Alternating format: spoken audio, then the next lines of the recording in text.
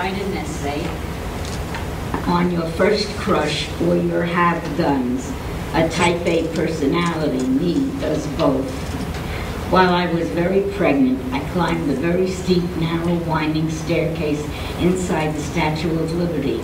In later years, I viewed Paris from the height of the Eiffel Tower, leaned alongside the Leaning Tower of Pisa, gawked in awe at the fiery lava erupting from the top of Mount Etna in Sicily, escalated down 8 stories below ground level in the Moscow subway, rode in the private congressional subway shuttle reserved for senators and such below the Capitol in Washington, and was seasick for days on the then largest vessel ever built, the Queen Elizabeth II.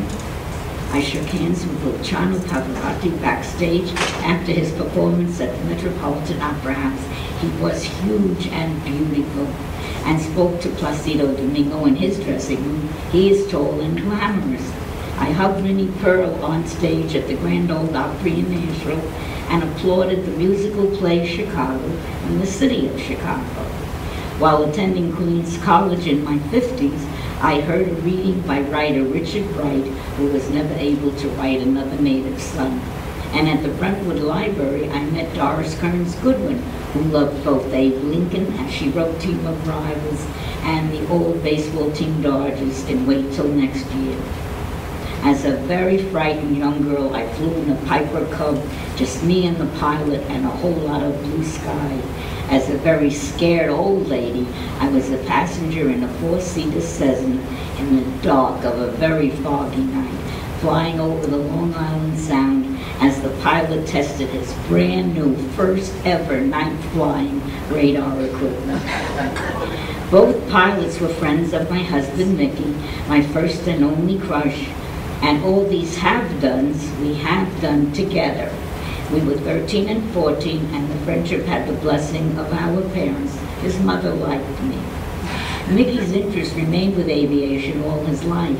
Early on, he earned an aircraft and engineering license at a time when canvas wings were being hand-sewn on the plane.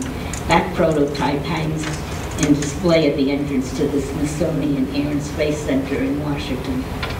Mickey served in the Air Force and then was employed by the federal government at Republic, Fairchild, and Farmingdale. One time he was sent to Huntsville, Alabama at the start of the space program for training in the manufacturing of the new vehicles which would be needed, and he observed as Werner von Braun sent up the first experimental space rocket. Mickey mailed us a handful of the red earth from the site. More intriguing are the tales of toileting in space.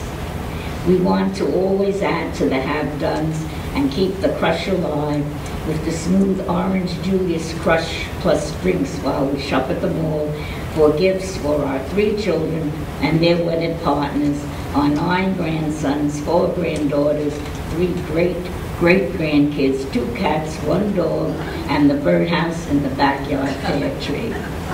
I invite you to come and look at my memoir.